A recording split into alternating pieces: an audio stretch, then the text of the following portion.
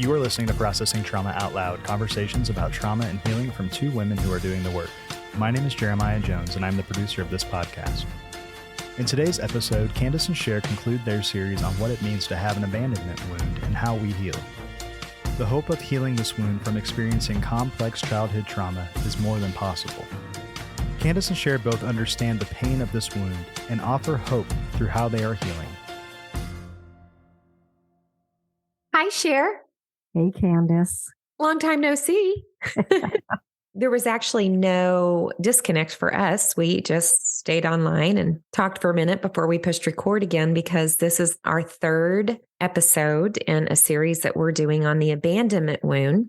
And we're going to start this episode out just saying we want to talk about what it means to heal when we've had an abandonment wound. And I want to jump in with just some story.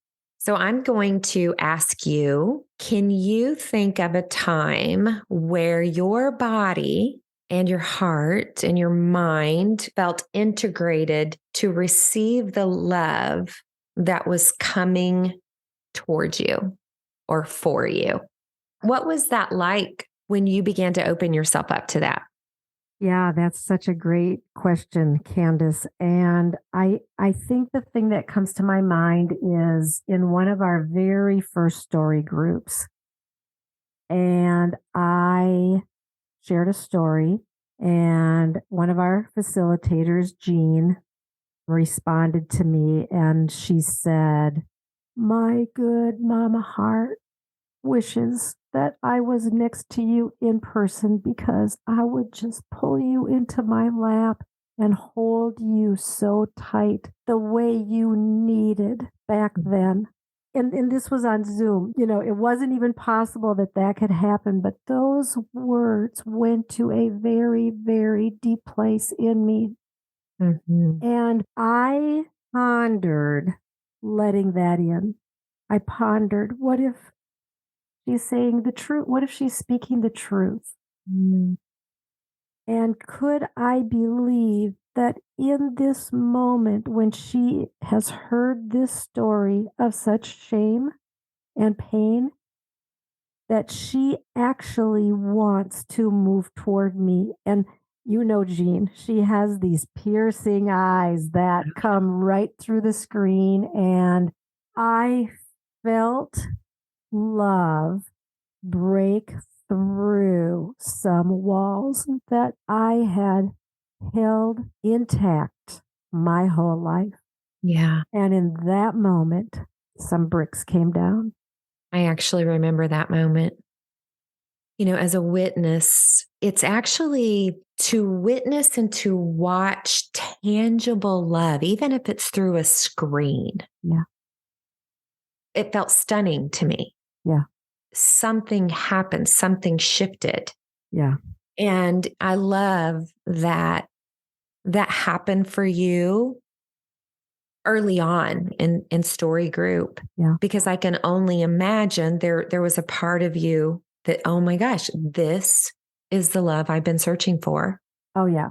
And a little question of, can I trust this? Oh, absolutely. But I like your words. Something shifted for me that day. Something did shift for me that day. It's that thing we talked about in the last episode. I have been looking for eyes, looking for me my whole life. I have actively looked for love my whole life. Mm-hmm. And in that moment, it was such a specific moment, I think, because it was right in the midst of where I was deep in shame. And that was brought to me right then, right there. She saw me. I knew it. Love was offered, and it broke something in me that had always held love out. What I want to say about this space of story is that we have heard for years and years how much we're loved. And it hasn't meant that it's not true. Mm-hmm.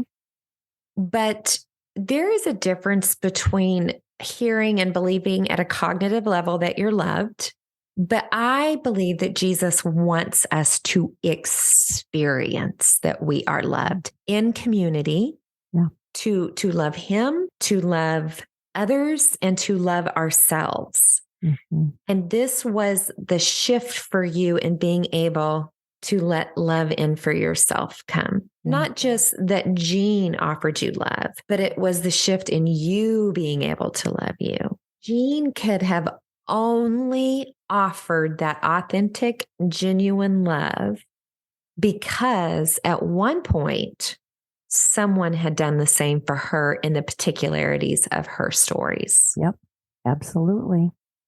What a beautiful gift that we were in that same story group. Yeah. I mean, it's really why we're doing what we're doing today. Yeah. Oh, absolutely. And I will also add, Kandace, that is the beautiful thing about story group is that one person, Jean, offered me some piece of such goodness, but then it was followed up as each person offered me something more. It's like the chains are ripped out of the wall. Mm-hmm. The chains are ripped out of the wall, and we begin to become released from the things that have shackled us forever. Mm-hmm. Yeah. Well, yeah. And there's a flow. We tasted that love. It stirred us up. And so love begets love. There was a post yesterday that I read. I believe it was by Becky Allender, Dan Allender's wife. And she was advertising a story workshop, which that was my initial introduction is I had signed up for a story workshop, but I don't remember exactly how she worded it. I was wholeheartedly, amen, sister. So she was talking about the goodness of connecting with other people who could really deeply listen and hold your stories and the friendships that can be born out of that. And then she ended it with this, I dare you. And I went, whoa, you go, Yeah. Becky. I dare you. And it was such a beautiful dare. I dare you to go into this experiencing something maybe you've never experienced before. I mean, we grew up being in small groups, leading small groups. It wasn't that there wasn't any goodness to that. Yeah. But the level and the depth of experiencing the kind of love that we've needed, especially with having complex childhood trauma, happened in these story groups. Yeah. Yeah. So good. I love that. I will say to our listeners, like, I dare you to go for this kind of love. I dare you to change your life radically through healing. Mm-hmm. I want to hear a story from you. When is a time that you remember where you saw the face of love and it broke through your walls? So we're talking about the abandonment wound. In case you haven't listened from the beginning, the abandonment wound is a wound, particularly the way I've experienced it, that has made my emotions, my internal world feel bigger than the ocean. Although the ocean is one of the only places that I can go that I actually know it's not bigger than, but I'm just telling you, it has felt that I am too much. And if I let that stuff out, it will be too much. And so I was in story group and I shared something that felt so shameful and painful that I remember covering up my eyes and I was crying. The tears were coming and you guys waited and I let my hands go down and I saw the love, the eyes, and I heard the invitation. We want to know more. And I am like, what the heck is this? Yeah. I've never had a group of women want more of me. Yeah. That's why 3 years later, I'm still here, sister. Yeah. And I remember that. And not only once, I think I remember aspects of that a few times because this has been a big place where the voice of shame got deep into your soul, was that you were too much and that others could not contain the largeness of your emotions. And the ways that we collectively, individually and collectively, have met you there many, many times and said, bring it, sister. We're not afraid. It's not too much. Bring it. I love that. There is healing for the abandonment wound. There's lots of modalities for healing our bodies, our nervous systems. There's things that we can do to bring our system down. Sometimes there's things that we need to do to actually bring it to life so we can show up. But healing at a level of mental, emotional, internal, how we feel about ourselves will only come through being fiercely seen, known, and loved. Yeah. And we listened to a podcast recently from a medical doctor that said, my medical degree can help you cope, but it can't help you heal. Only love can do that. That was a PhD doctor, neuroscientist. Yeah. And I'm like, preach it. I love that. And I've been, ever since then, I've been thinking about the Beatles song, All We Need Is Love. They had it right. Everybody, almost everybody knew that song or knows that song. The simplicity of the lyrics that just went deep. And I think they didn't know the depth of what they were proclaiming, but all we need is love. Yes, not the fluffy, romanticized version, right? Because we do need more than that. Yep. True love, like God is love. He's the originator of love. And so that type of love that not only knows us and sees us, he rejoices over us. He welcomes us. And when we start, okay, I'm going to get fired up here. When we start doing that for one another, it gives us the experience of not just knowing of this God who does that, but of actually experiencing it in our human relationships. And that's what he wants for us. Yeah. This is what heals the places of our deep wounding. This is what has a voice and a power and a presence that supersedes the deepest places of shame that we carry. No matter what happened to us, no matter what we have done. Love is the thing that enables us to feel safe in this crazy, mixed up, broken world with all of the potential for hurt and harm and for all of the things that we have endured, for the assaults against our body, soul, and spirit. We have lived with what it feels like to not feel safe in our body, to feel constant levels of anxiety or alarm, like to have the alarm going off inside all of the time. When we meet love, we begin to feel safe. And when we begin to feel safety from others, and then we can begin to offer safety to ourselves, and then we can be able to bring integration to our fragmented parts. I am constantly saying to my parts, you're safe.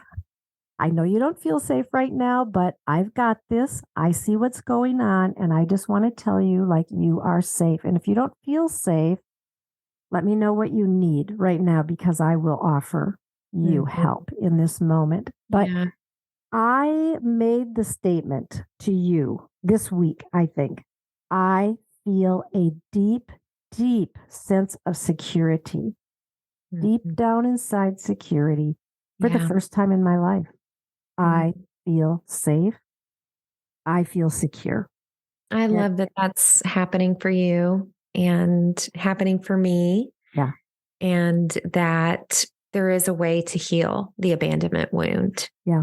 There is a way to move out of that belief system. And I'm sorry, I think you were getting ready to share more, but I just wanted you to know how much I love that that's happening for you. Yeah, no, I thank you. And for you too.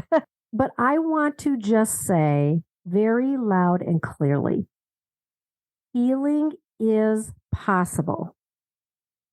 I know for some of us who have tried everything under the sun, and it hasn't really worked. Sometimes it's hard to keep believing, but healing is possible. And yet it's hard. It takes risk. It takes courage. It takes vulnerability, slowly, carefully, step by step. It's not showing up and revealing every deep, dark secret that you've ever had all in one moment. No, it's the development of a relationship or relationships with people in a community where the healing of these childhood wounds and childhood trauma, this is why we're there. Mm-hmm. And there are many people who know how to engage this process. I think for a long time, it just seemed like nobody knew what to do with you if you had childhood trauma. But now there are many people who know and are doing it, and it is changing lives and it is changing the world. And it is love. Mm-hmm.